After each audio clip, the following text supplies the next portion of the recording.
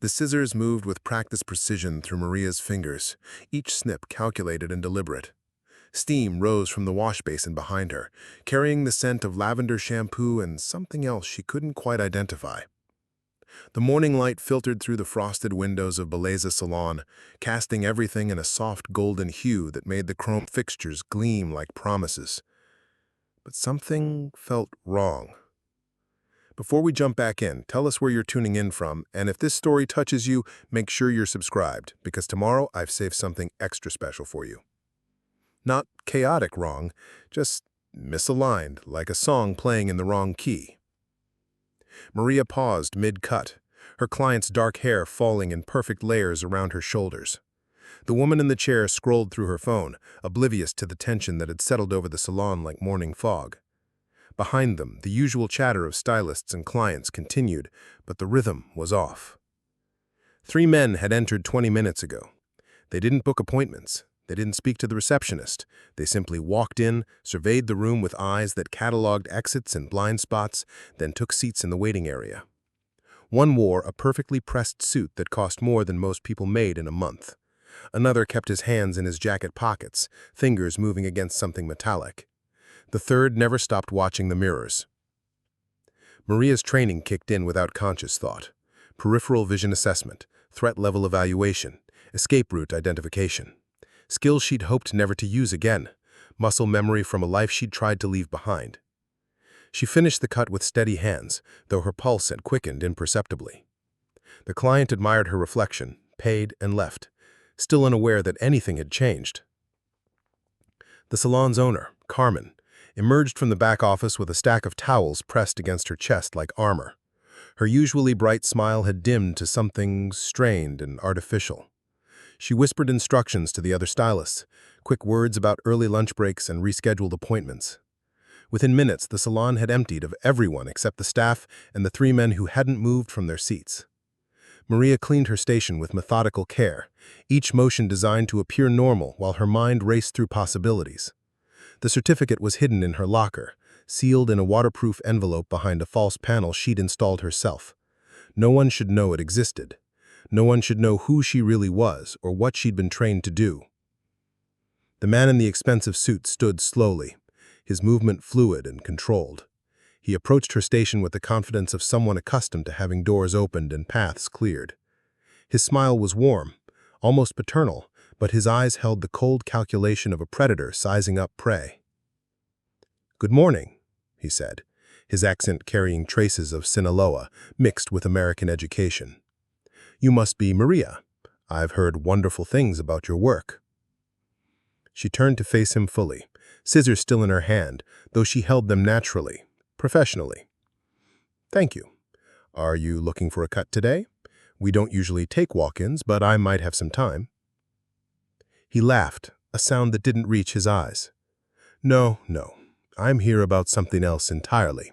Something much more interesting than hair." Maria Santos had been cutting hair at Belleza Salon for 18 months, and in that time she'd built a reputation for precision that bordered on artistry. Her clients ranged from soccer mothers to local business owners, women who trusted her with their most vulnerable moments and their deepest secrets. She listened without judgment, offered advice when asked, and created transformations that went beyond mere appearance. What none of them knew was that before she'd learned to wield scissors with surgical precision, she'd been trained to handle weapons with the same deadly accuracy. Before she'd mastered the chemistry of hair color, she'd studied the molecular structure of cocaine and the supply chains that moved it across borders. Before she'd become Maria Santos, the patient stylist who always had time for one more client, she'd been Agent Maria Helena Vasquez of the Drug Enforcement Administration. The transformation hadn't been difficult. A new identity was easier to maintain than most people imagined, especially when you had the government's resources behind the fabrication. Social security numbers, employment history, even old photographs that supported the story of a woman who'd moved to Phoenix after a difficult divorce. The hardest part had been learning to forget the hypervigilance that had kept her alive during 3 years of undercover work in Guadalajara. Belleza Salon sat on the corner of 7th Street and Indian School Road, in a neighborhood that straddled the line between gentrification and tradition. The building had character with its Art Deco facade and original terrazzo floors, but it also had excellent sight lines and multiple exit points. Maria had chosen it carefully, though she'd told Carmen, the owner, that she'd fallen in love with the vintage hydraulic chairs and the way afternoon light painted rainbows through the front windows. The morning the three men walked in, Maria was working on Mrs. Chen's monthly color touch-up. Mrs. Chen was 73, a retired accountant who spoke in precise, clipped sentences about her grandchildren's achievements and her late husband's vegetable garden. She came in religiously every 4 weeks to maintain the auburn shade that took 20 years off her appearance, and she always brought homemade cookies for the staff. Maria was applying the color with methodical strokes when she caught the reflection of the men in her station mirror. The recognition was instant and terrifying. Not of their faces, which she'd never seen before, but of their bearing, their coordination, the way they moved as a unit while appearing casual and disconnected. She'd seen it countless times in Mexico, the choreography of professional violence disguised as everyday interaction. Preparing and narrating this story took us a lot of time, so if you are enjoying it, subscribe to our channel. It means a lot to us. Now, back to the story. The man in the expensive suit was clearly the leader. His clothing alone marked him as someone with serious money, but it was the deference of the other two that confirmed his position. He wore authority like a second skin, comfortable and unquestionable.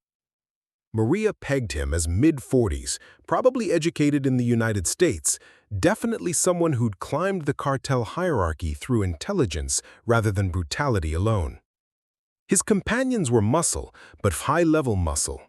The one with his hands in his pockets moved like former military, probably Mexican special forces turned private contractor.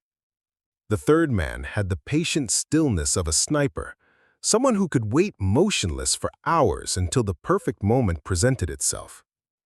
Neither of them looked like the kind of men who frequented hair salons. Mrs. Chen noticed Maria's distraction. "Dear, you've stopped moving. Is everything all right?" Maria forced her hands to resume their steady rhythm. "Just making sure the color is even. You know how particular I am about your roots." But her mind was calculating distances and angles. The front door was 30 feet away, with a clear path if she moved quickly. The back exit led to an alley that connected to 3 different streets, but it required passing through the break room where her locker waited with its hidden contents. The windows were large enough to climb through, though that would mean leaving broken glass and obvious evidence of panic. She finished Mrs. Chen's color application and guided her to the shampoo station, where Maria's colleague Jessica took over. The ritual gave Maria a few minutes to observe the men more carefully, while pretending to organize her supplies. They weren't browsing magazines or checking their phones like normal waiting customers. Instead, they were conducting their own subtle surveillance of the salon, noting the locations of cameras, the patterns of staff movement, the sight lines to and from the street. The leader caught her watching and smiled. It was a pleasant expression, the kind that probably charmed business partners and intimidated rivals in equal measure. He stood and approached her station with unhurried confidence. "Maria Santos," he said, not a question, but a statement. "You've built quite a reputation here. Carmen speaks very highly of your skills." The use of her name sent ice through her veins, but she kept her expression neutral. "Thank you. I try to do good work. Are you a friend of Carmen's?" "In a way." He gestured to the chair. "May I sit? I'd like to discuss a business proposition with you." Every instinct screamed at her to refuse, to find an excuse to leave, to activate the emergency protocols she'd memorized but hoped never to use. Instead, she nodded and gestured for him to take a seat. Running would only confirm whatever suspicions had brought him here. "I'm afraid I'm booked pretty solid today," she said, pumping the chair to adjust its height. "But I might be able to squeeze you in next week if you're not in a hurry." "Oh, I'm not here for a haircut." He settled into the chair with the ease of someone accustomed to being the center of attention. "I'm here because you have something that belongs to me." Maria's hands remained steady as she draped a cape around his shoulders, though her pulse had accelerated to combat rhythm. "I'm not sure what you mean. I don't think we've met before." "No, we haven't. But mutual friends have told me interesting stories about you. Stories about your previous career, your specialized training, your rather unique qualifications for this line of work. She began combing through his hair, noting its texture and thickness while her mind raced through possibilities. Someone had compromised her identity. Someone with access to classified files or sealed records had connected Maria Santos, the hairstylist, with Agent Maria Elena Vasquez of the DEA. The question was who and how much they knew. "I think you have me confused with someone else. I've been cutting hair for almost 20 years. Started right out of high school in Tucson. Worked my way up." He studied her reflection in the mirror. "Is that the story you're sticking with? Because I have information that suggests otherwise. Information about federal law enforcement training, about undercover operations in Mexico, about a certain certificate that proves you're much more than you appear to be." The certificate. Maria's blood turned to liquid nitrogen.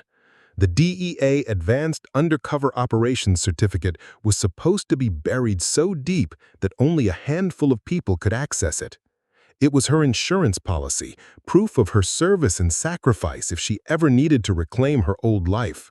She'd hidden it behind a false panel in her locker, sealed and protected, a secret she'd never shared with anyone. But somehow, this man knew about it. "I really don't know what you're talking about," she said, beginning to trim the hair around his ears with surgical precision. "Maybe you should speak to Carmen about whatever business you have here." "Carmen's not the one I need to speak with." He tilted his head slightly, studying her technique. "You're very good at this. Steady hands, excellent control. Those are valuable skills in many professions." The threat was subtle but unmistakable. Maria had spent enough time in the criminal underworld to recognize the language of coercion. He wasn't asking questions because he lacked answers. He was testing her responses, measuring her reactions, determining how much pressure would be required to achieve his goals. "What exactly do you want?" she asked. "For now, just conversation. But later, we might discuss ways your particular expertise could benefit my organization. You see, someone with your background, your training, your ability to blend into normal society would be incredibly valuable to the right employer." Maria continued cutting, each snip deliberate and controlled. She was trapped in a conversation she couldn't escape without confirming his suspicions, but every word was leading deeper into dangerous territory. The other stylists continued working, unaware that their colleague was being recruited by what was almost certainly a high-ranking cartel operative. "I'm happy with my current job," she said. "The pay is good, the hours are reasonable, and I enjoy the work." "Oh, I'm sure you do, but I'm offering something much more lucrative, and much more suited to your actual capabilities." He reached into his jacket, and Maria's hand tightened imperceptibly on the scissors. But instead of a weapon, he produced a business card. Plain white, expensive stock, with only a phone number printed in elegant font. "When you're ready to discuss this seriously, call that number. Ask for Eduardo. Tell him we spoke about your certificate." Maria took the card without reading it, slipping it into her smock pocket.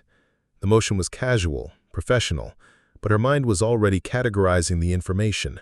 The name, Eduardo, the phone number that probably led to a series of cutouts and intermediaries, the casual confidence that suggested this man was accustomed to getting what he wanted. She finished the trim and removed the cape, brushing loose hair from his shoulders with a soft bristled brush. He stood and reached for his wallet, but she shook her head. "No charge, professional courtesy." He smiled, and for the first time the expression seemed genuine. "I like you. Maria Santos, you're practical. That's a quality I admire in people." He left a $100 bill on her station anyway, then walked toward the door with his two companions falling into formation behind him. At the threshold, he paused and looked back. "Oh, and Maria, I'd be very careful about who you discuss our conversation with. Phoenix can be a dangerous city for people who don't understand the local dynamics." Then they were gone, leaving only the faint scent of expensive cologne and the weight of unspoken threats hanging in the air. Maria continued working mechanically through the rest of her appointments, but her mind was elsewhere, calculating risks and reviewing escape protocols.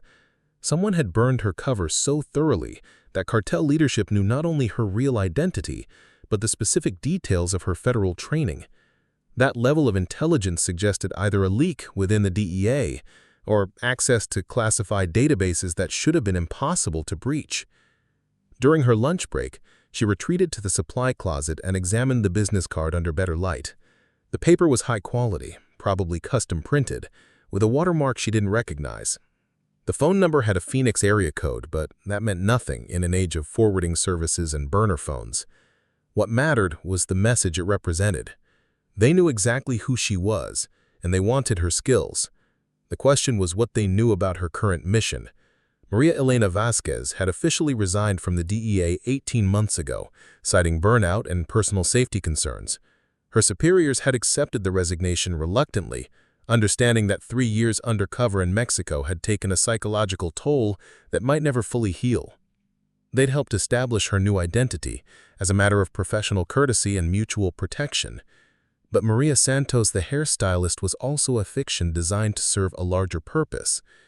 The Phoenix Salon provided perfect cover for monitoring the Southwest drug corridor, watching for patterns and connections that might not be visible to traditional law enforcement surveillance.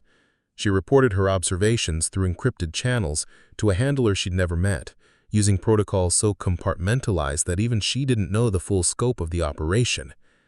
If Eduardo and his associates knew about her DEA certificate, they might also know about her current activities, which meant her cover wasn't just blown, it was turned, transformed from an asset into a liability that could compromise months or years of careful intelligence gathering.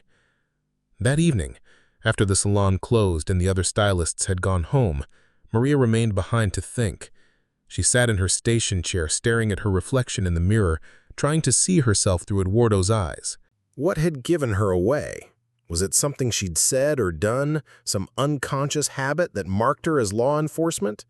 Or had the compromise come from within, a betrayal by someone who knew her real identity?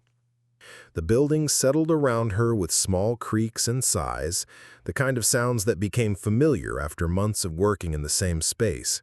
But tonight, every noise seemed amplified, every shadow deeper. She was no longer Maria Santos, trusted stylist and neighborhood fixture.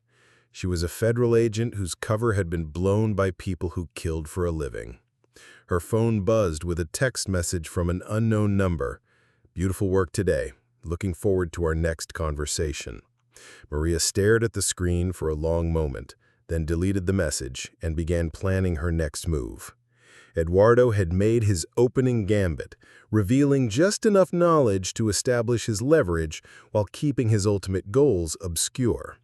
Now it was her turn to respond, to decide whether to run, fight, or play along until she could understand the full scope of the threat. She touched the business card in her pocket, feeling its sharp edges through the fabric. Tomorrow she would have to make contact and begin the most dangerous performance of her life. Because whatever Eduardo wanted from her, refusing wasn't really an option. Not when he knew where she worked, what she'd been trained to do, and exactly how much her secrets were worth to the right buyer. The certificate in her locker might have been her insurance policy, but now it had become evidence in a game where the stakes were measured in lives rather than money. And Maria Elena Vasquez, despite 18 months of trying to forget, was about to remember exactly why she'd been one of the DEA's most effective undercover agents. The hunt was beginning again, but this time she wasn't sure who was the predator and who was the prey. The next morning arrived with the kind of desert heat that made asphalt shimmer and turned car interiors into ovens. Maria arrived at the salon 40 minutes early, using her key to slip inside before any of the other stylists began their day. The silence felt different now, charged with possibility and danger in equal measure. She moved through the familiar space like a stranger, seeing security vulnerabilities where she'd once noticed only aesthetic details. Her locker stood against the back wall of the break room, unremarkable among the dozen others that held the personal belongings of Belleza's staff. Maria knelt before it and worked the combination lock with steady fingers, though her pulse had quickened to operational tempo.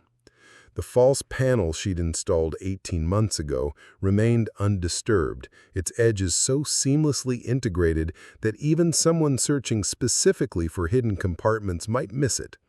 She pressed the concealed latch, and the panel swung open, revealing a waterproof envelope sealed with military-grade tape. Inside, the certificate lay pristine and official, embossed with the DEA seal and signed by supervisors whose names could either save her life or end it. Advanced Undercover Operations Specialist. Completion of specialized training in deep cover infiltration, psychological profiling, and high-risk surveillance techniques. The document represented 3 years of her life spent learning to become someone else so completely that even she sometimes forgot where Maria Elena Vasquez ended and her assumed identities began. But now someone else had learned about this paper trail, someone with the resources and connections to access federal databases that should have been impenetrable. Eduardo's knowledge wasn't the result of casual investigation or lucky accident.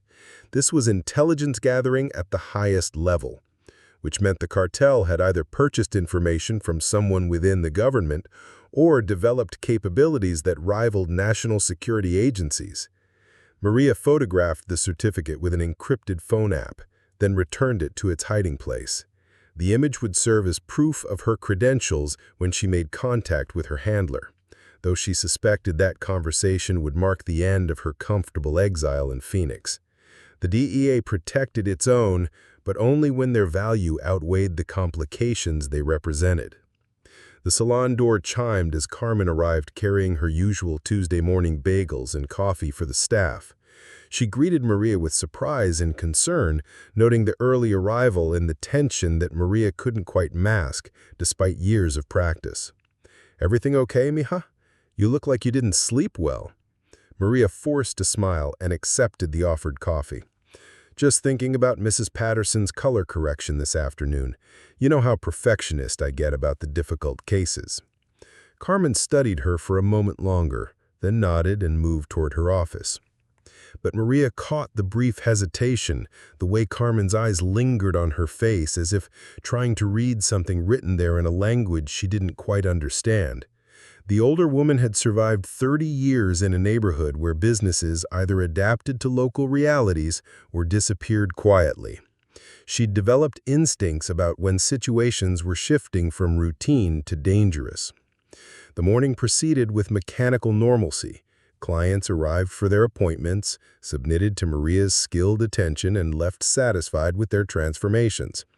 But Maria felt disconnected from the familiar rhythms, as if she were watching someone else perform the role of neighborhood hairstylist while her real self remained vigilant and calculating in the background. During a brief break between appointments, she retrieved Eduardo's business card and studied it again under the harsh fluorescent lights of the break room. The phone number seemed to pulse with possibility, a gateway to conversations that could either resolve her situation or destroy everything she'd built in Phoenix. But making that call would also confirm Eduardo's leverage, admitting that she was indeed the person he believed her to be.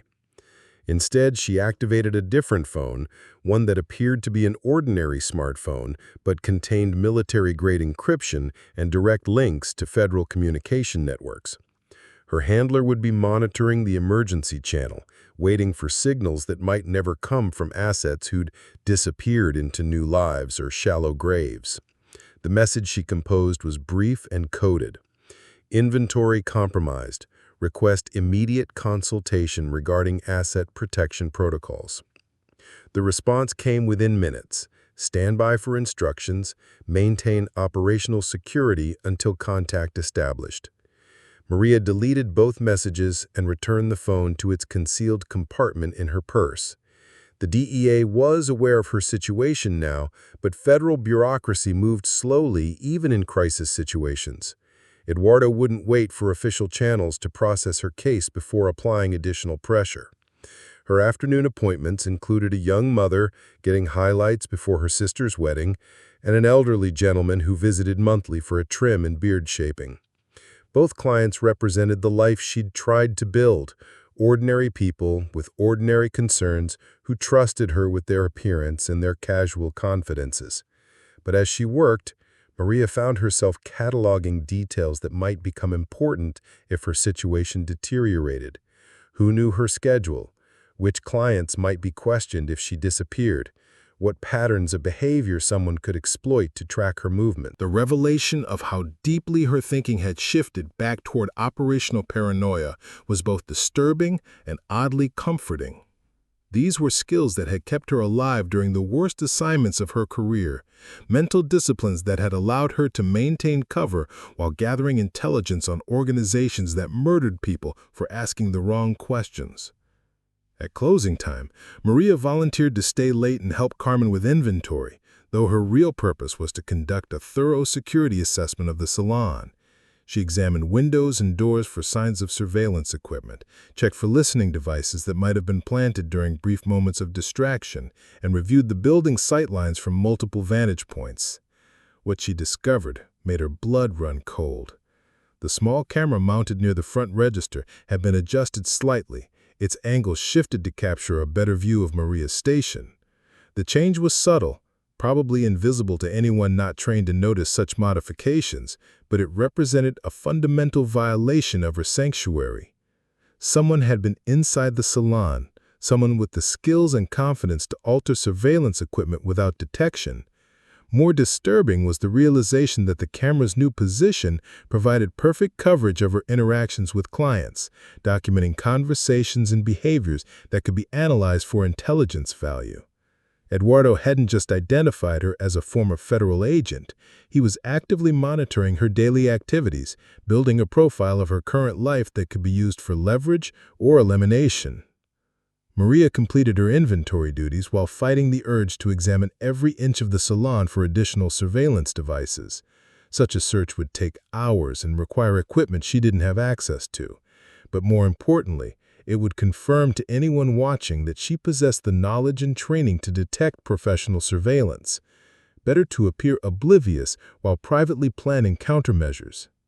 That evening, she drove home through surface streets rather than her usual freeway route, taking a circuitous path that would reveal any vehicular surveillance while appearing to be routine errands. Her apartment complex was typical for the area, two-story buildings arranged around a central courtyard with mature palm trees and a kidney-shaped pool that hadn't been cleaned in weeks. But as she approached her building, Maria noticed irregularities that sent adrenaline flooding through her system. The security light above her front door had been replaced, the new fixture slightly larger and oriented differently than its predecessor.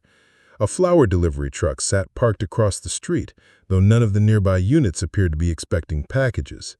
Most telling was the presence of a maintenance worker servicing the air conditioning unit adjacent to her apartment, his tool bag positioned to provide concealment for surveillance equipment. Maria continued past her building without slowing, circling the block while her mind raced through options.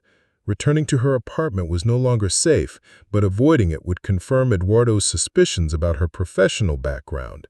She needed to maintain the appearance of normal behavior while actually implementing emergency protocols she'd hoped never to activate. She parked 3 blocks away and walked back through a shopping plaza, using storefront windows to monitor her surroundings while appearing to browse merchandise. The route took her past an electronics store where she purchased a cheap tablet and a coffee shop where she activated a public Wi-Fi network. Within minutes, she'd established contact with an encrypted messaging service that would relay communications to her handler without revealing her location. The conversation was conducted in code phrases that sounded like discussions of hair care products but actually conveyed detailed intelligence about her compromised situation.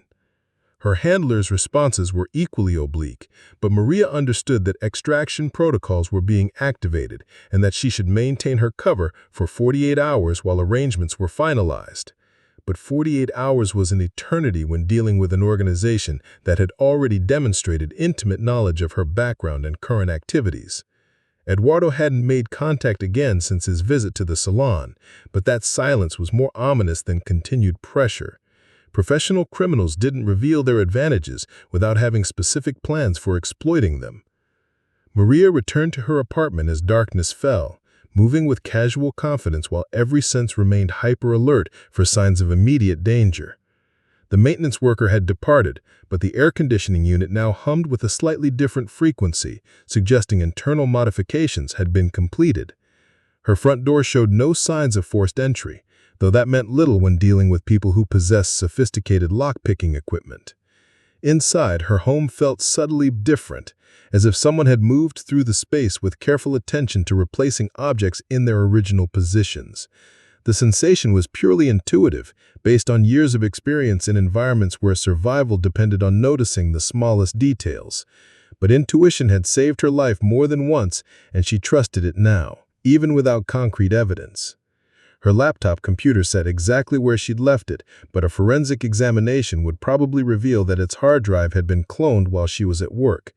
The same would be true of her personal documents, photographs, and financial records.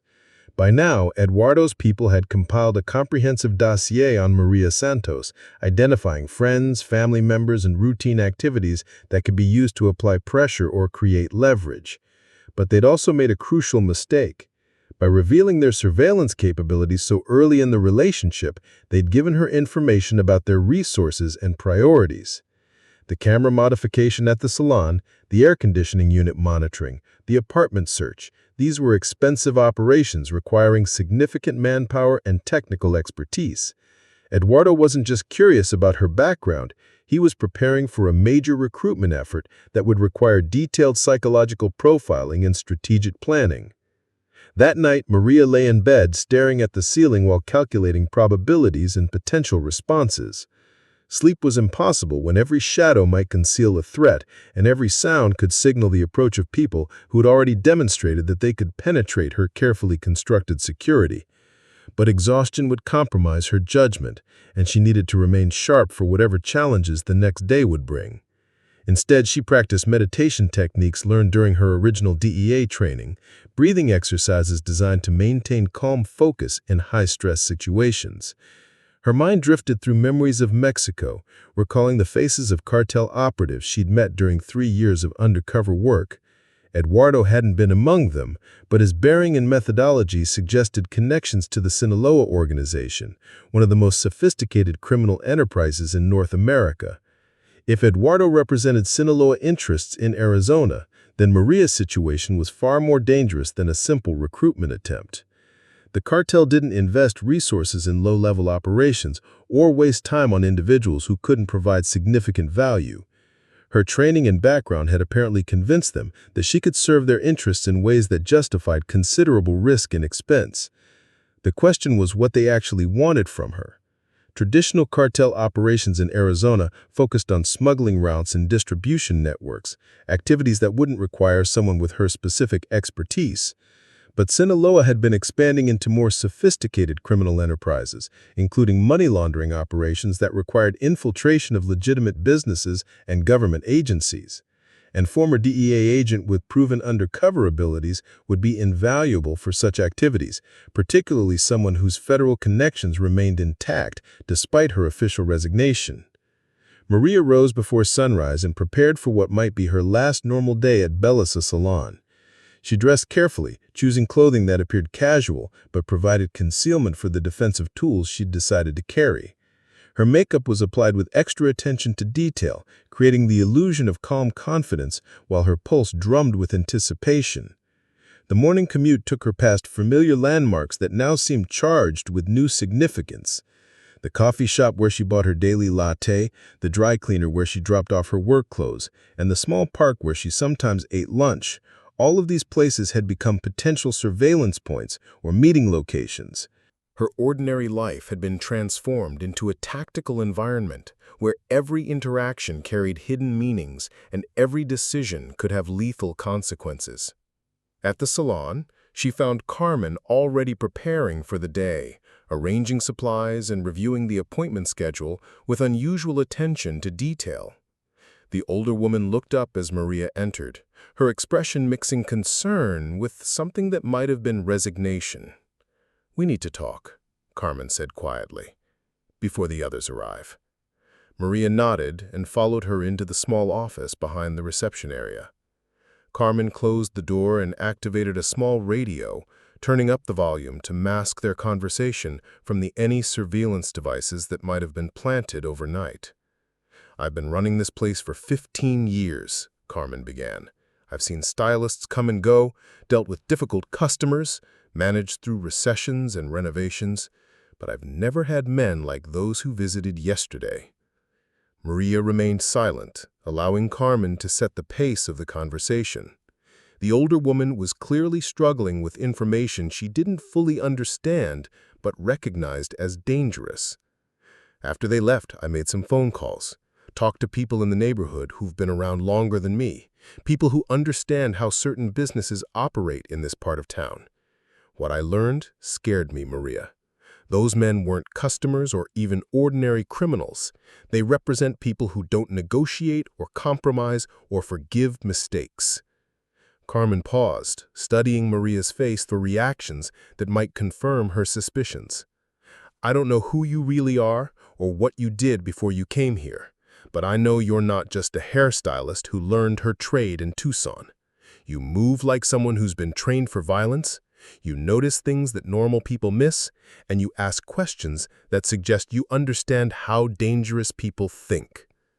Maria felt the weight of 18 months of careful deception crumbling under Carmen's perceptive analysis.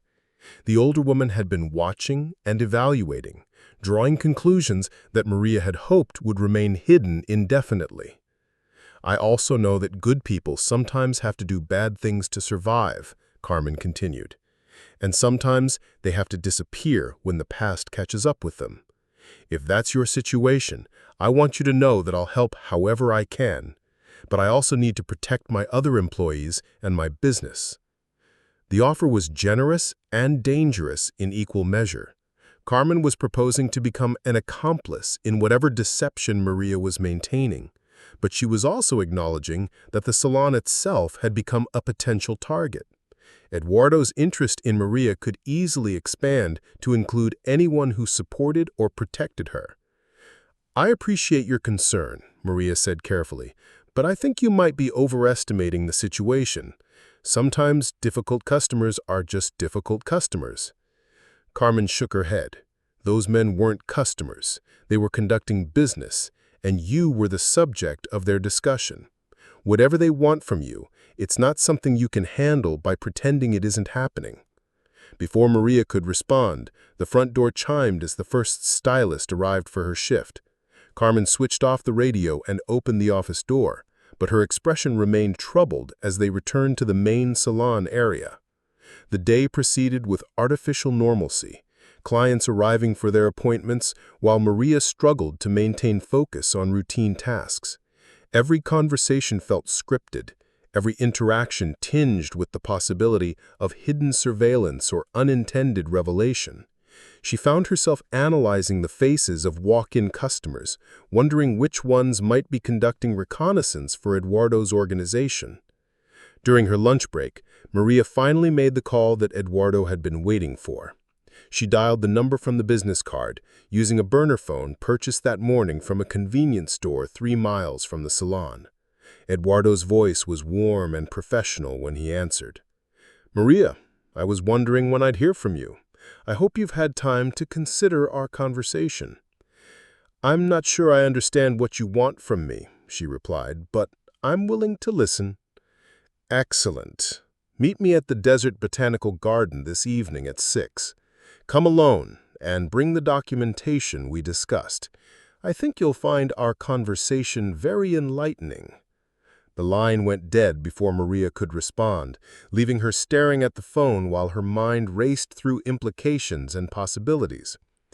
The Desert Botanical Garden was a public space with multiple entry and exit points, good sight lines, and enough ambient noise to mask conversation from electronic surveillance. It was also large enough to provide concealment for backup teams and isolated enough that screams wouldn't attract immediate attention. But Eduardo's choice of location also suggested confidence rather than paranoia. He wasn't afraid of meeting in a space where Maria might have arranged for official support or surveillance. That level of assurance indicated either reckless overconfidence or knowledge that such support wouldn't be available. Maria spent the remainder of her workday making preparations for an encounter that could determine whether she lived to see another sunrise. She retrieved the certificate from her locker, sealed it in a waterproof envelope, and concealed it in a location where it would be accessible but not immediately obvious to anyone searching her person.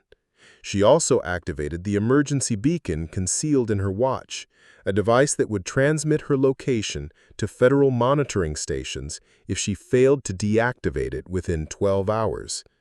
As evening approached, Maria realized that 18 months of trying to escape her past had been nothing more than an intermission. The curtain was rising on the second act of a drama that had begun in the mountains of Sinaloa and would end either with her death or her return to a world she'd tried desperately to leave behind. Eduardo was waiting for her among the desert plants, surrounded by the natural beauty that had made Arizona famous and the hidden dangers that made it deadly. The desert botanical garden stretched across 140 acres of Sonoran landscape, its winding paths threading between towering saguaro cacti and clusters of barrel cactus that cast long shadows in the dying light. Maria arrived 15 minutes early, using the extra time to survey the terrain and identify potential escape routes through the maze of desert vegetation. The setting sun painted the sky in shades of amber and crimson, transforming the spines of countless cacti into glittering needles that caught and reflected the fading light. Eduardo had chosen well. The garden's layout provided natural acoustic dampening while offering multiple sightlines and concealment opportunities.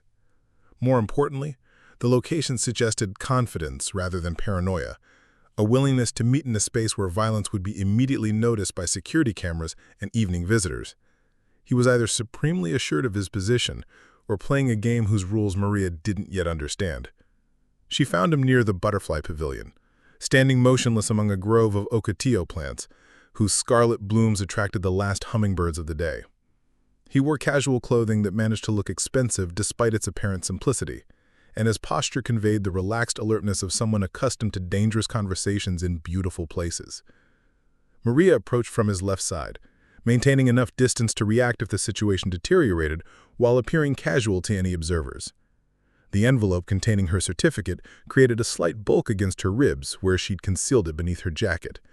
But Eduardo's eyes went immediately to her hands rather than searching for hidden documents. "You came alone," he observed with apparent satisfaction. "That shows wisdom and professionalism." "It shows I'm curious about what you want from me," Maria replied. "Nothing more." Eduardo smiled and gestured toward a bench positioned to provide clear views of the surrounding pathways. They sat with careful attention to spacing, close enough for private conversation but far enough apart to avoid appearing intimate to casual observers. "What I want is quite simple," Eduardo began. "I want to offer you an opportunity to return to work you're actually qualified for, with compensation that reflects your true value rather than what a neighborhood salon can afford to pay." "I'm perfectly happy with my current job. Are you?" Eduardo studied her face with the intensity of someone trained to read deception and hidden motivations. "Because from what I understand, cutting hair wasn't exactly your childhood dream. You spent years preparing for a very different kind of career, one that required skills you're now wasting on color corrections and wedding updos." Maria remained silent, allowing him to reveal information while gathering intelligence about his sources and objectives. Every detail he disclosed would help her understand how much he actually knew and where his knowledge originated. "Agent Maria Elena Vasquez," Eduardo continued, "earned commendations for her work infiltrating the Guadalajara operations of 3 different criminal organizations. She developed a reputation for patience, precision, and an almost supernatural ability to maintain cover under extreme pressure. She was particularly effective at gaining the trust of mid-level operatives who provided access to financial networks and smuggling routes." The accuracy of his information sent ice through Maria's veins, but she kept her expression neutral. Those kinds of details weren't available in standard databases or personnel files. Someone with high-level access had provided Eduardo with classified intelligence that should have been available only to a handful of DEA supervisors. "What's your point?" she asked. "My point is that Agent Vasquez disappeared 18 months ago, officially resigning due to stress and personal safety concerns. but unofficially she was reassigned to what we might call freelance consultation, monitoring Southwest Corridor activities while maintaining the appearance of civilian employment. Eduardo paused, watching her reaction with the satisfaction of someone revealing a carefully guarded secret. The hair salon provides perfect cover for observing patterns in local drug traffic, doesn't it? Clients who work in transportation, banking, and hospitality industries, all chatting about their lives while you listen and file mental reports. Very elegant, really. Much more sophisticated than traditional surveillance operations. Maria felt the ground shifting beneath carefully constructed lies that had sustained her for over a year. Eduardo wasn't just aware of her DEA background. He knew about her current assignment, her reporting protocols, possibly even her handler's identity. The breach of operational security was so complete that her entire mission had been compromised from its inception. But instead of fear, she felt a strange sense of relief. The exhausting performance of being Maria Santos was finally over, replaced by the familiar clarity of operational thinking. Eduardo had revealed his knowledge, which meant he was transitioning from intelligence gathering to active recruitment. The question was what he offered in exchange for her cooperation. "Assuming you're correct about any of this," she said carefully, "what exactly are you proposing?" "I'm proposing that you work for an organization that values your skills appropriately and compensates you accordingly. The cartels you infiltrated in Mexico were crude operations compared to what we've built here. We need someone who understands federal investigative techniques, someone who can identify potential threats before they develop into serious problems." Eduardo reached into his jacket and withdrew a tablet computer, its screen displaying financial records that made Maria's government salary look like pocket change. Monthly payments that exceeded her annual DEA earnings, with bonuses for special projects that could fund a comfortable retirement within 5 years. "This is what we pay for real expertise, not the minimal compensation that federal agencies offer their most valuable agents, but actual recognition of your worth in the current market." Maria studied the figures while her mind calculated probabilities and consequences. The offer was financially attractive beyond anything she could earn in legitimate employment, but accepting would transform her from a law enforcement officer into an active participant in a criminal enterprise. More importantly, it would provide Eduardo's organization with detailed intelligence about federal investigative capabilities and ongoing operations.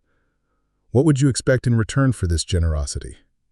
Eduardo switched the tablet to a different screen, displaying organizational charts and operational flowcharts that mapped federal law enforcement activities across the Southwest region. The detail was staggering, showing not just agency structure, but individual agent assignments, budget allocations, and strategic priorities. "We need real-time intelligence about federal activities that might affect our operations, advance warning about planned raids, surveillance operations, financial investigations. We also need someone who can provide strategic advice about avoiding detection and neutralizing threats before they become serious problems."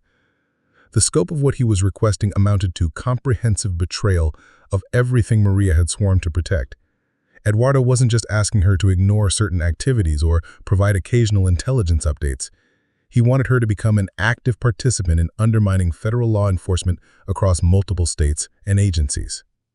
"And if I refuse?" During her lunch break, she received another encrypted message from her handler. "Support team delayed due to jurisdictional complications. Maintain position and avoid contact with subjects until further notice." The delay confirmed Maria's suspicions about the political complexities surrounding her situation. Eduardo's knowledge of classified operations suggested corruption at high levels within federal agencies, making it dangerous to trust normal channels or procedures. Her handler was probably conducting his own investigation to determine which personnel could be trusted with extraction planning. But bureaucratic caution would be fatal in her current circumstances. Eduardo expected a response to his recruitment offer, and his surveillance indicated preparation for scenarios that didn't include her voluntary cooperation. The meeting scheduled for that evening would proceed regardless of federal support availability. Maria made her decision during the afternoon while applying highlights to a client who chatted obliviously about her daughter's college graduation. She would attend Eduardo's meeting, but on her terms rather than his. The encounter would serve multiple purposes: gathering additional intelligence about his organization, documenting his criminal activities for eventual prosecution, and creating a situation where federal authorities would be forced to act decisively. She spent the remainder of her workday making subtle preparations that wouldn't be obvious to surveillance but would provide advantages during the evening's confrontation. The salon's routine activities provided perfect cover for these arrangements, allowing her to position resources and establish contingencies while appearing to maintain normal behavior patterns. As closing time approached, Carmen made her final gesture of support and protection. She announced to the staff that the salon would be closed for the remainder of the week due to a family emergency that required her immediate attention. The other stylists accepted the explanation without question, gathering their personal belongings and making plans for an unexpected break. After they left, Carmen handed Maria another envelope, this one containing documents that would allow her to establish a new identity if escape became necessary. Birth certificate, social security card, and driver's license for someone named Sandra Walsh, complete with supporting documentation that would pass casual inspection. "I have friends who understand these situations," Carmen explained. "People who've had to start over when their past became too dangerous to carry. These papers will get you far enough away to begin again, if that becomes necessary." Maria accepted the documents with gratitude and genuine affection for the woman who'd provided sanctuary during 18 months of careful deception. Carmen had asked no questions about her background or motivations, offering employment and friendship without requiring explanations that couldn't be given. "Thank you," Maria said simply, "for everything. If things work out, I'll be back tomorrow to explain what I can. If not, please know that working here has been the most normal period of my adult life." Carmen nodded and gathered her own belongings, pausing at the door for a final look around the salon that had become a battlefield in a war she didn't understand, but recognized as deadly serious. After Carmen left, Maria remained alone in the salon for 30 minutes, using the solitude to make final preparations for an encounter that would determine whether 18 months of hiding had been temporary refuge or extended prelude to destruction. She activated every tracking and recording device she possessed, creating multiple data streams that would survive even if she didn't. The address Eduardo had provided led to a warehouse complex in an industrial district south of Sky Harbor Airport, an area where nighttime activities wouldn't attract attention from casual observers. The location offered advantages for both legitimate business meetings and activities that required privacy from law enforcement surveillance. Maria arrived after dark, driving Carmen's borrowed Honda rather than her own vehicle to complicate any tracking efforts. The warehouse district was largely deserted, except for security patrols and maintenance workers completing evening shifts. She identified Eduardo's location through heat signature analysis from her concealed surveillance equipment, confirming that he'd brought a substantial support team despite the apparently informal nature of their meeting. The warehouse Eduardo had chosen was recently renovated, its interior converted into office space that retained industrial aesthetics while providing modern amenities.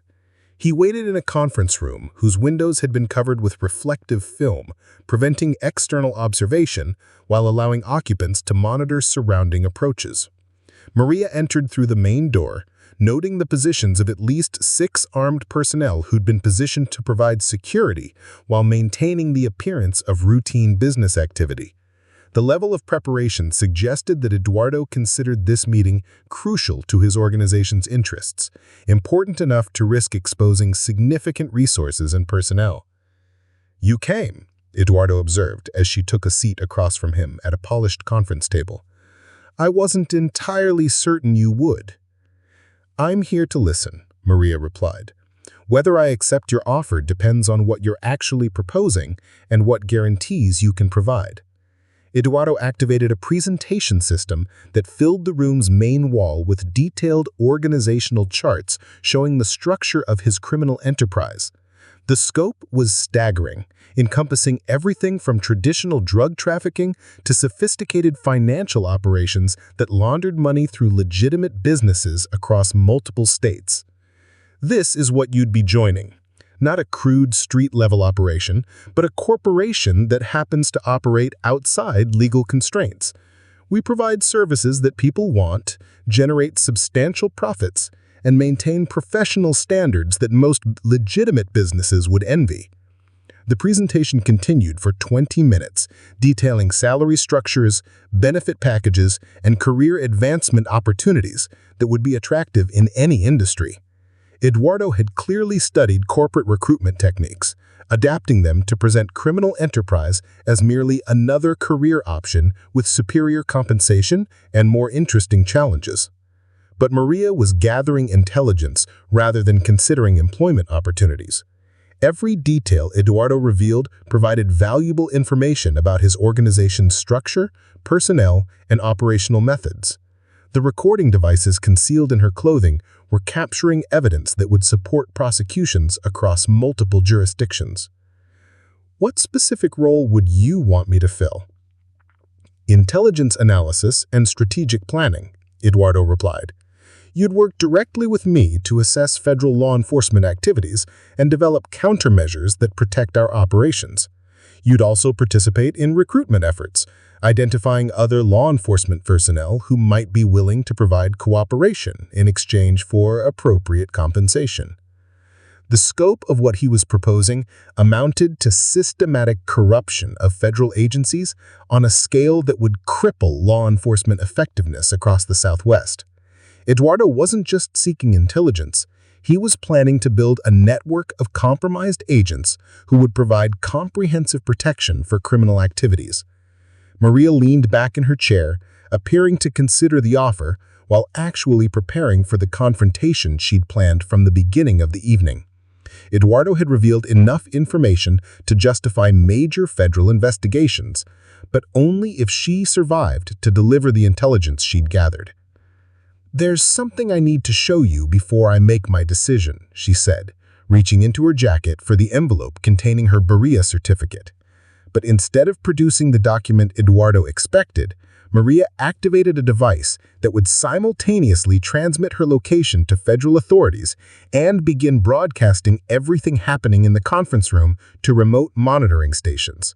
The signal would continue regardless of what happened to her personally, ensuring that Eduardo's admissions would be preserved as evidence. The change in Eduardo's expression confirmed that he'd recognized the activation signal, though he couldn't immediately identify its source or purpose. His relaxed confidence shifted to alert wariness as he gestured to his security personnel, who moved to positions that would prevent Maria from leaving the room. "What did you just do?" he asked quietly. "I activated an insurance policy," Maria replied. "Everything we've discussed tonight is now being recorded and transmitted to federal authorities. Your organization, your personnel, your methods, and your attempts to corrupt law enforcement officers are all documented evidence that will support prosecutions whether I walk out of here or not." Eduardo studied her for a long moment, his expression cycling through surprise, anger, and grudging respect. "You never intended to accept my offer, did you? This entire conversation was an intelligence-gathering operation." Maria nodded. Agent Maria Elena Vasquez never resigned from the DEA. She was reassigned to investigate corruption within federal agencies, particularly focusing on how criminal organizations obtain classified information about law enforcement activities. The revelation that she was still an active federal agent rather than a potential recruit fundamentally changed the dynamics of their relationship. Eduardo was no longer dealing with someone he could intimidate or corrupt, but with a law enforcement officer who'd successfully infiltrated his recruitment operation. But Maria's victory was temporary. Eduardo's security team was already moving to contain the situation, blocking exits and preparing to neutralize a threat that could destroy everything he'd built. The warehouse had become a trap, and she was outnumbered 6-1 by people who killed for a living. The confrontation that followed would determine not just Maria's survival, but the fate of an investigation that had taken years to develop and could reshape federal law enforcement's approach to cartel operations throughout the United States. Eduardo reached for his phone to issue orders that would silence the threat Maria represented, but she'd anticipated this response and prepared accordingly. The devices she'd activated weren't just recording their conversation. They were transmitting real-time intelligence to federal tactical teams who'd been positioned around the warehouse complex since early evening. The sound of helicopters approaching from multiple directions filled the night air as spotlight beams began probing the warehouse district. Eduardo's confident recruitment meeting had become a federal takedown operation, with Maria serving as both bait and primary intelligence asset. In the months that followed, the intelligence she'd gathered would lead to the largest cartel prosecutions in Southwest law enforcement history. Eduardo's organization would be dismantled systematically, its financial networks disrupted, and its corruption of federal personnel exposed and prosecuted. But the most significant victory was personal rather than professional. Maria Elena Vasquez had proven that integrity couldn't be purchased, regardless of the price offered, and that some secrets were worth protecting even at the cost of everything else. The haircut she'd given herself that morning, trimming away the last traces of Maria Santos, had been symbolic preparation for reclaiming her real identity and the responsibilities that came with it. Agent Vasquez was ready to return to work. The federal courthouse in downtown Phoenix buzzed with activity as Agent Maria Elena Vasquez walked through the security checkpoint for what would be the most important testimony of her career. 6 months had passed since the warehouse confrontation that brought down Eduardo's organization, and the legal proceedings that followed had revealed corruption extending far deeper than anyone had initially suspected. The case had grown from a single cartel investigation into a comprehensive examination of how criminal organizations had penetrated federal law enforcement agencies across multiple states. Maria's undercover work at Belleza Salon had provided the foundation for prosecutions that would reshape drug enforcement strategies throughout the Southwest Corridor. But success came with a price that extended far beyond the obvious dangers of the warehouse showdown. Maria's true identity was now public record, her face and background documented in court filings and media reports that made future undercover work impossible. The career she'd built over a decade of service had effectively ended the moment she'd activated her recording devices in Eduardo's conference room. The prosecution team had prepared her extensively for today's testimony, reviewing hundreds of hours of recorded conversations and surveillance footage that documented Eduardo's recruitment efforts. But no amount of preparation could fully prepare someone for facing the man who'd tried to corrupt her, especially when that confrontation would be conducted under oath in front of federal judges and defense attorneys determined to discredit her testimony. Eduardo sat at the defendant's table, wearing an expensive suit that managed to convey both respectability and subtle defiance. His legal team had clearly invested significant resources in his defense, bringing in attorneys whose reputations for defending high-profile criminal cases were matched only by their fees. The message was clear. Eduardo's organization retained substantial financial resources despite federal asset seizure efforts. Maria took the witness stand with the composed confidence that had served her throughout years of dangerous assignments. She'd testified in federal court before, but never in a case where her own recruitment by criminal organizations formed the central narrative.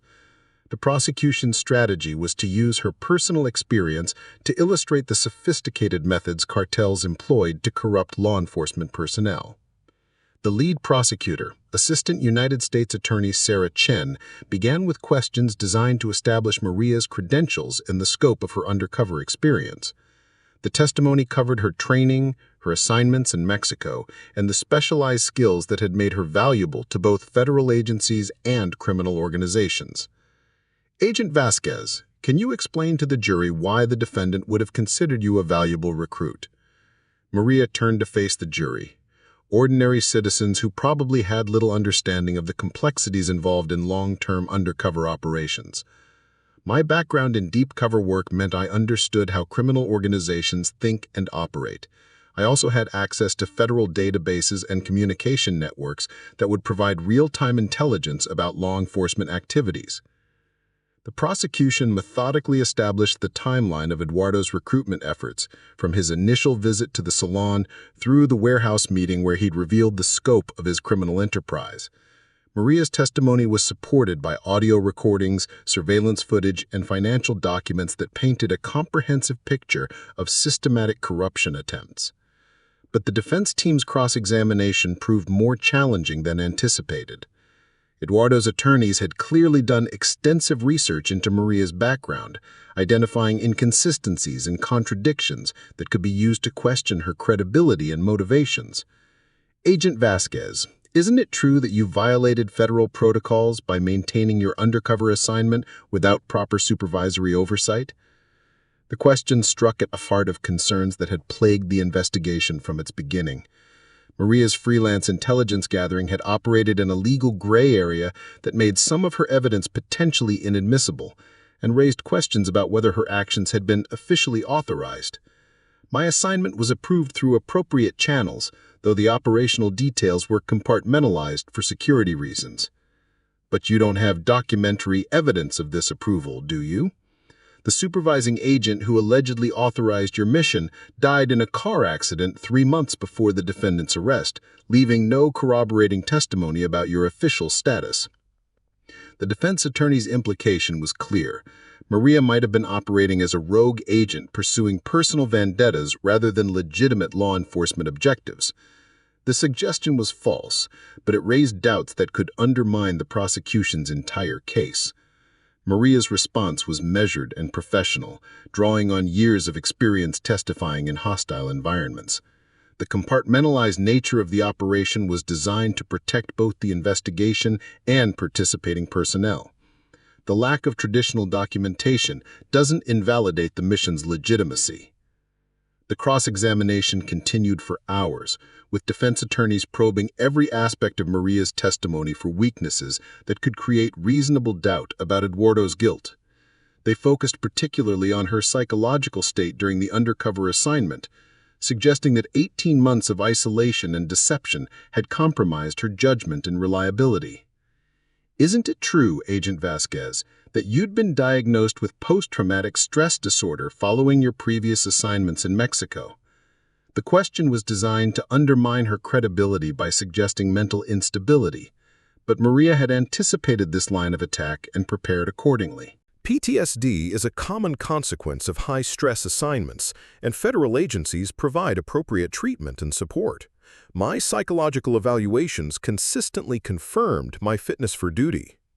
But you were taking medication for anxiety and depression during the time period in question, weren't you?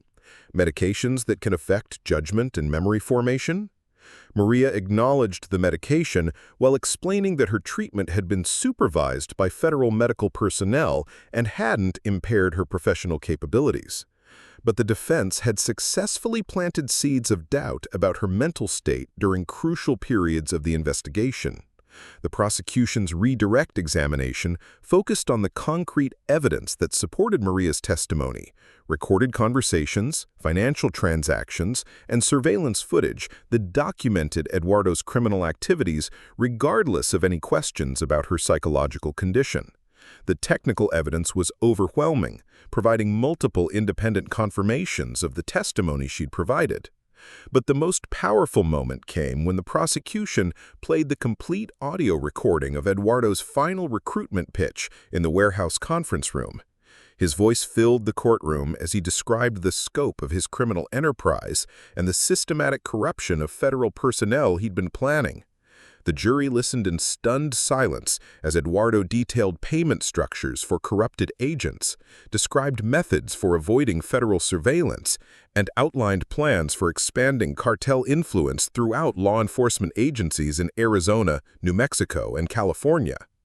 The recording captured not just criminal admissions, but the casual arrogance of someone who believed he was immune from prosecution. When the audio concluded, the courtroom remained silent for several seconds before the prosecutor continued her questioning. Agent Vasquez, in your professional opinion, what would have been the consequences if the defendant's corruption efforts had succeeded? Maria considered her response carefully, understanding that her answer would help the jury comprehend the broader implications of Eduardo's criminal enterprise. The systematic corruption of federal agents would have crippled law enforcement effectiveness across the Southwest drug corridor. Criminal organizations would have gained advance warning of raids, surveillance operations, and investigative priorities, making successful prosecutions nearly impossible. She continued, explaining how corrupted intelligence networks would have protected not just drug trafficking, but human smuggling, weapons sales, and money laundering operations that funded violence and instability across multiple countries. Eduardo's recruitment efforts represented an existential threat to the rule of law in regions where federal agencies provided the primary defense against organized crime. The trial continued for 3 weeks, with testimony from dozens of witnesses who'd been affected by Eduardo's criminal activities. Border Patrol agents described how advanced intelligence about federal operations had allowed smuggling networks to avoid interdiction. Financial investigators explained how corrupted banking information had enabled money laundering schemes that moved hundreds of millions of dollars across international borders. But perhaps the most compelling testimony came from other law enforcement officers who'd been approached by Eduardo's organization with corruption offers similar to those presented to Maria. Unlike her, several had accepted the financial incentives, leading to compromised investigations and criminal prosecutions that had been undermined by leaked intelligence. Special Agent Michael Torres of the Border Patrol described receiving $50,000 in exchange for information about patrol schedules and checkpoint locations. His testimony revealed how cartel intelligence networks had systematically identified and recruited federal personnel across multiple agencies, creating a comprehensive early warning system that protected criminal operations. The scope of corruption was staggering, extending from line agents to supervisory personnel and even reaching into federal prosecutor offices where case information had been leaked to defense attorneys representing cartel interests. Eduardo's organization had effectively built a parallel intelligence network within federal law enforcement, providing real-time information about investigative activities and strategic planning. Detective Lieutenant Patricia Morales of the Phoenix Police Department testified about local law enforcement's frustration with federal operations that seemed to consistently fail despite careful planning and adequate resources. The systematic leakage of operational intelligence had undermined Joint Task Force activities and endangered officers who conducted raids based on compromised information. Maria watched from the witness section as the full scope of Eduardo's criminal enterprise was revealed through testimony and documentary evidence.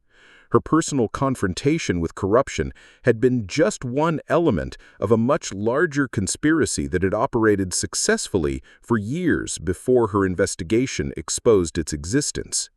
The defense team fought vigorously to minimize Eduardo's culpability, arguing that he was merely one participant in criminal activities that would have occurred regardless of his involvement. They portrayed him as a businessman who'd been trapped by circumstances beyond his control, rather than the architect of systematic corruption that had compromised federal law enforcement across multiple states. But the prosecution's evidence was overwhelming, supported by hundreds of hours of surveillance footage, thousands of financial transactions, and testimony from former associates who'd agreed to cooperate in exchange for reduced sentences. Eduardo's organization had generated detailed records of its criminal activities, providing prosecutors with documentation that would have been impossible to fabricate or manipulate. The jury deliberated for 2 days before returning guilty verdicts on all counts, including racketeering, conspiracy to corrupt federal officials, drug trafficking, and money laundering. Eduardo's expression remained impassive as the verdicts were read, though his attorneys immediately announced plans to appeal the convictions based on procedural challenges and questions about evidence admissibility. The sentencing hearing occurred 6 weeks later, providing Maria with an opportunity to deliver a victim impact statement that described the personal and professional costs of Eduardo's corruption efforts. She spoke about the isolation and fear that had characterized 18 months of undercover work, the constant vigilance required to maintain her cover while gathering intelligence about criminal activities. But more importantly, she addressed the broader implications of corruption within law enforcement agencies and the courage required to resist financial incentives when personal safety and career advancement depended on cooperation with criminal organizations. Her statement wasn't just about Eduardo's specific crimes, but about the ongoing struggle to maintain integrity within institutions that criminal enterprises constantly sought to compromise. Eduardo received a sentence of 45 years in federal prison without possibility of parole, effectively ensuring that he would never again have the opportunity to corrupt law enforcement personnel or direct criminal operations. His criminal enterprise was dismantled systematically, with assets seized and distributed among law enforcement agencies that had been affected by his corruption efforts. But the investigation's most significant impact was its revelation of vulnerabilities within federal law enforcement that criminal organizations had exploited systematically. The Department of Justice announced comprehensive reforms designed to prevent future corruption, including enhanced background investigations, regular polygraph examinations, and financial monitoring systems that would identify agents receiving unexplained income. Maria's career with the DEA officially ended following Eduardo's conviction, though federal agencies offered her consulting positions that would utilize her expertise in identifying and preventing corruption within law enforcement organizations.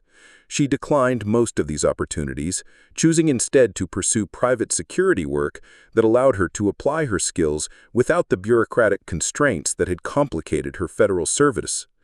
The transition to civilian life proved more challenging than anticipated.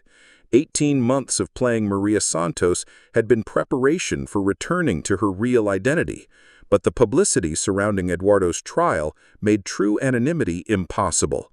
Her face and background were now matters of public record, documented in news articles and court transcripts that would follow her indefinitely. She eventually accepted a position with a private investigation firm that specialized in corporate security and fraud prevention.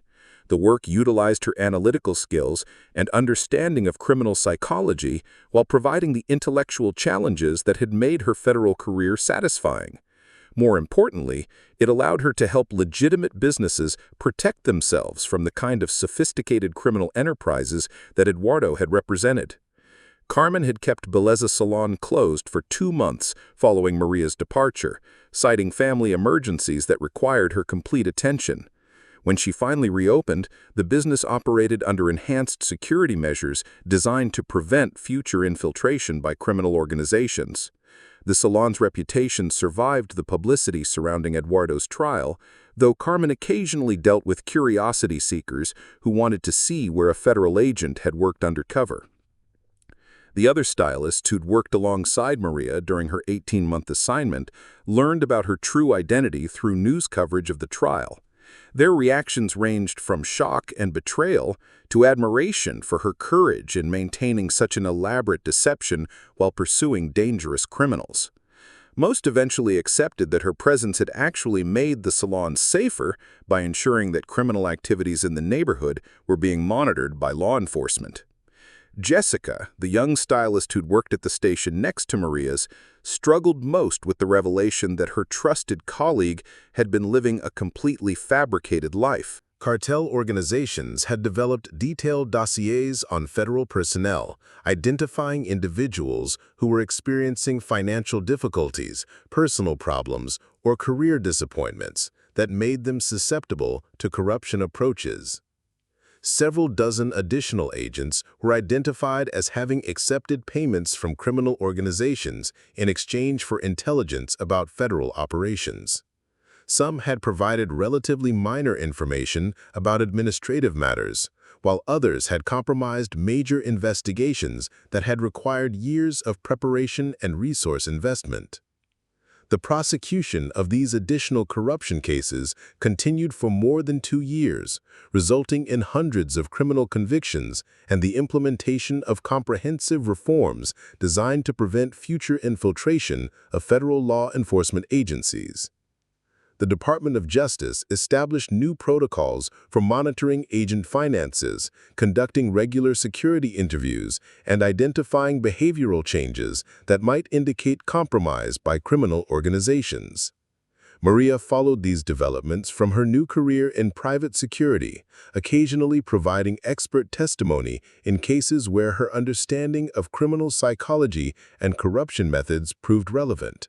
Her reputation within law enforcement circles evolved from that of an undercover specialist to someone who uniquely understood how criminal organizations approached the corruption of federal personnel. But the most lasting impact of her experience was personal rather than professional. The 18 months she'd spent as Maria Santos had taught her that identity was more fluid than she'd previously understood, and that the performance of normalcy could become genuine human connection even within the constraints of deception and professional duty. The friendships she'd formed at Belleza Salon, particularly with Carmen, had provided emotional sustenance during a period when her real identity couldn't be acknowledged or discussed with anyone outside federal law enforcement. Those relationships had reminded her that law enforcement work was ultimately about protecting communities and individuals rather than simply pursuing criminal prosecutions. Years later, when asked about the most challenging aspects of her undercover career, Maria would consistently identify the isolation and deception required to maintain false identities over extended periods. The psychological toll of constantly performing alternate personalities while suppressing natural reactions and authentic relationships had been more difficult than physical dangers or professional pressures. But she would also acknowledge that the experience had taught her valuable lessons about resilience, integrity, and the importance of maintaining ethical standards even when circumstances made compromise tempting or seemingly justified. Eduardo's corruption attempts had failed not because of superior training or tactical advantages, but because of personal values that couldn't be purchased regardless of the financial incentives offered. The certificate that had started her confrontation with Eduardo remained in federal evidence storage, a piece of paper that had represented both professional achievement and personal vulnerability. Her advanced undercover operations training had prepared her for many situations, but not for the emotional complexity of maintaining genuine relationships within artificial identities. In her new career, Maria applied lessons learned during her federal service to help corporate clients understand how criminal organizations identified and exploited vulnerabilities within legitimate businesses. Her consulting work focused on developing security protocols that protected both financial assets and personnel from sophisticated corruption efforts. The private sector presented different challenges than federal law enforcement, but Maria found satisfaction in helping businesses understand threats they might not recognize without specialized training. Corporate executives often underestimated the intelligence-gathering capabilities of criminal organizations and the patience they would invest in long-term corruption efforts. Her presentations to business groups frequently included case studies drawn from Eduardo's prosecution, illustrating how criminal enterprises conducted comprehensive research on potential targets before making corruption approaches. The methods used to identify and recruit federal agents were equally applicable to corporate personnel with access to valuable information or decision-making authority.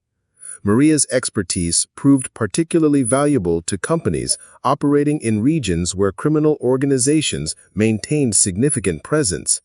Her understanding of cartel psychology and operational methods helped these businesses develop countermeasures that protected both their operations and their employees from criminal infiltration. But perhaps the most important lesson she shared was the recognition that corruption was rarely a sudden decision, but rather a gradual process that began with small compromises and escalated systematically over time. Eduardo's recruitment approach had been carefully calibrated to minimize psychological resistance while maximizing financial incentives, making refusals seem irrational and cooperation appear inevitable. The key to resisting such approaches was early recognition of the recruitment process and immediate implementation of reporting protocols that removed individual decision-making from the equation. Once criminal organizations had invested significant resources in corruption efforts, refusal became dangerous for targets who possessed knowledge of illegal activities. Maria's story became a case study used in federal law enforcement training programs to illustrate both the importance of undercover work in combating sophisticated criminal enterprises and the personal costs associated with long-term deception assignments. The training programs emphasized that undercover assignments should include regular psychological evaluations and support systems that helped agents process the emotional complexities of maintaining false relationships while pursuing criminal prosecutions. Maria's 18 months as Maria Santos had been successful from an operational perspective, but they had also revealed gaps in federal support systems that could compromise agent effectiveness and well-being. Years after Eduardo's conviction, Maria occasionally returned to the neighborhood where Belleza Salon continued operating under Carmen's careful management. The business had not only survived the publicity surrounding the federal investigation, but had actually benefited from the community's recognition that Carmen had unknowingly provided sanctuary for a law enforcement officer pursuing dangerous criminals. During these visits, Maria reflected on the strange trajectory that had led from cutting hair in a neighborhood salon to testifying in federal court about the systematic corruption of law enforcement agencies. The transformation seemed improbable in retrospect, but it had resulted from a series of decisions that each had seemed reasonable at the time they were made. The choice to maintain her cover despite Eduardo's recruitment attempts, the decision to gather additional intelligence rather than seeking immediate extraction, and the commitment to testifying publicly despite personal safety concerns had all contributed to prosecutions that had significantly disrupted criminal operations throughout the Southwest region. But the most important decision had been the refusal to accept Eduardo's financial offers, despite their substantial value and the personal risks associated with rejection. That choice had defined not just the investigation's outcome, but Maria's understanding of her own character and values under extreme pressure. The warehouse confrontation that had ended Eduardo's recruitment efforts had lasted less than an hour, but its consequences had reshaped federal law enforcement approaches to corruption prevention and criminal intelligence gathering. Maria's decision to activate her recording devices, despite knowing the personal dangers involved, had been motivated by duty rather than courage, though the distinction seemed less important in retrospect. The federal agents who'd surrounded the warehouse during that final meeting had been prepared for multiple scenarios, including the possibility that Maria's cover had been compromised and that the meeting was actually an elimination rather than recruitment operation.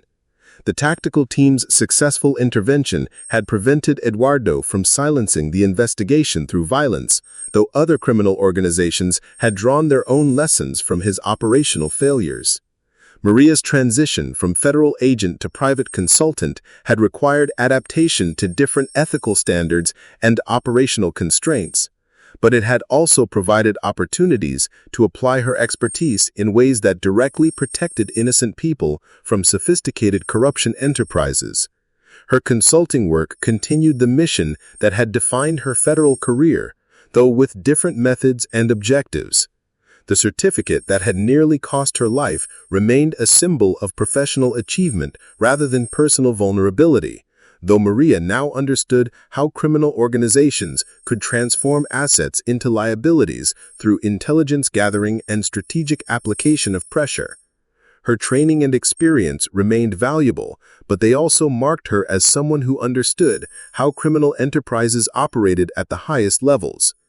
In the end, Maria Elena Vasquez had proven that integrity couldn't be compromised through financial incentives or physical threats, and that some principles were worth defending regardless of personal costs. The investigation that began in a neighborhood hair salon had ultimately protected institutions that served millions of people across multiple states, demonstrating that individual decisions could have consequences far beyond their immediate circumstance. Up next, you've got 2 more standout stories right on your screen. If this one hit the mark, you won't want to pass these up. Just click and check them out.